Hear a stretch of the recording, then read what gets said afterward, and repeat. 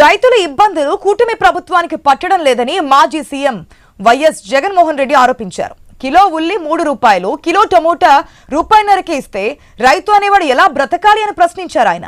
కొన్ని వారాలుగా రైతులు లబోదిబోం అంటున్నారని విమర్శించారు. రైతులను ఆదుకోవడంలో ఇంత నిర్లక్ష్యం చూపుతారా అని సీఎం చంద్రబాబును నిలదీశారు. ప్రభుత్వం ఉండి కూడా ఏం లాభమని ఆగ్రహం వ్యక్తం చేశారు. ప్రజలు రైతులు కష్టాల్లో ఉన్నప్పుడు ఆదుకోని ప్రభుత్వం ఉన్నా లేనట్టే కదా అని జగన్ విమర్శలు గుప్పించారు.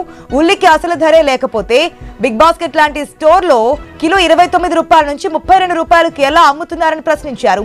రైతులను ఆదుకోవడానికి కనీసం దృష్టి పెట్టకపోవడం అన్యాయమన్నారు. అటు టమోటా ధరలు కూడా దారుణంగా పడిపోయినా పట్టించుకోవడం లేదని ఫైర్ అయ్యారు. తక్షణం రైతుల పంటలను కొనుగోలు చేసి వారికి అండగా నిలబడి మానవత్వాన్ని చూపాలని వైసీపీ అధినేత డిమాండ్ చేశారు. ఆ ట్వీట్ కూడా మనం స్క్రీన్ లో చూస్తున్నాం.